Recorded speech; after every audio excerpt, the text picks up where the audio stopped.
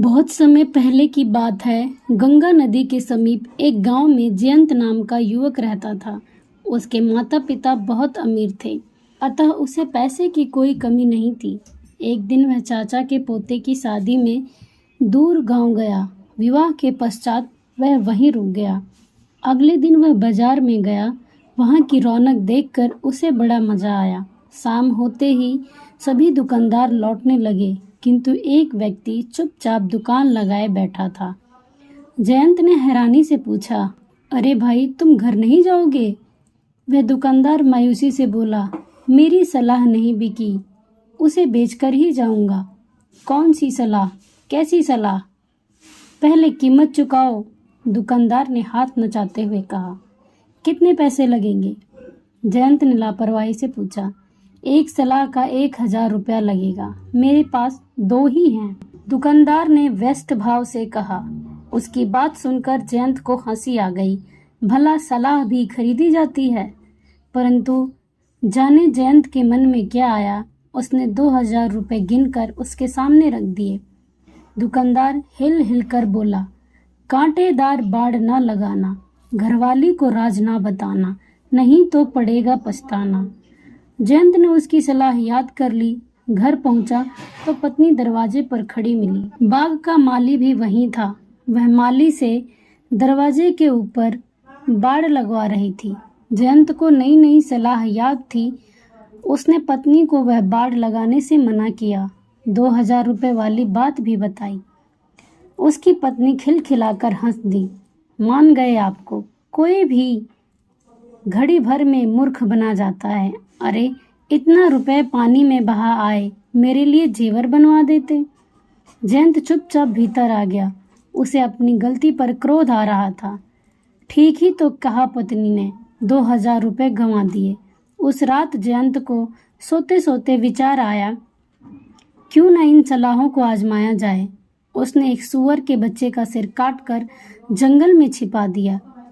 फिर खून से सना चाकू पत्नी को दिखाकर बोला, अरे, मुझसे एक आदमी का खून हो गया है, तू किसी को से मत कहना, वरना आफत आ जाएगी। जयंत की पत्नी के पेट में बात पचना आसान न था। वह मटका लेकर पनघट पर जा पहुंची। वहां अपने पति की बहादुरी की डींगे हाँकने लगी। एक सखी ने ताना दिया, अरे सोनिया, बहुत बड़ाइयां कर रही है, ऐसा कौन सा बड़ा काम कर दिया तेरे पति ने? जयंत की पत्नी सोनिया ने पीछे हटना नहीं सीखा था। बात में नमक मिर्च लगाकर उसने शान से सबको बता दिया कि जयंत एक आदमी का खून करके उसकी लाश जंगल में छिपा दी है। शाम होते होते पूरे गांव में यह खबर फैल गई। जयंत खेत से लौट रहा था। लोग उसे देखते और हाय राम, जान बचाओ कहकर भाग खड़े होते। जयंत कुछ समझ नहीं पाया। अगले दिन राजा का बुलावा आ पहुंचा। हड़बड़ाहट में जयंत घर से निकला। दरवाजे की कटीली बाड़ में उसके सिर की पगड़ी गिर गई। जयंत उसे बिना पहने ही चल दिया।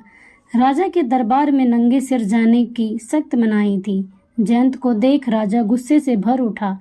तब जयंत को याद आई वह सलाह, कांटेदार बाड़ न लगाना। फिर राजा ने उसे गरज कर पूछा, तुमने एक आदमी का खून किया है? जयंत ने हकलाते हुए उत्तर दिया, जी मैं नहीं। क्या मैं लगा रखी है? स्वयं तुम्हारी पत्नी उस खून की गवाह है। जयंत के कानों में गूंजने लगा, घरवाली को राज ना बताना, नहीं तो पीछे पड़ेगा पछताना।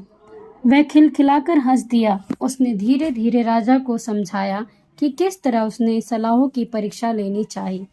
राजा से आज्ञा लेकर वह जंगल में से सूअर का कटा हुआ सिर ले आया। राजा ने सारी बात सुनी तो वह भी हंसते हंसते लोटपोट हो गया। जयंत को ढेरों इनाम देकर विदा किया। सोनिया कुछ नहीं जान पाई, परंतु जयंत ने उन सलाहों को सारी उम्र अमल में लाने का निश्चय कर लिया। दोस्तों, अगर आपको हमारी कहानी अच्छी लगी हो तो इसको लाइक करें, शेयर करें और कमेंट करना ना भूलें। और हमारे चैनल पर पहली बार आए हैं तो हमारे चैनल को सब्सक्राइब करें। हमारे चैनल पर आपको और भी इंटरेस्टिंग कहानियाँ मिलती रहेंगी।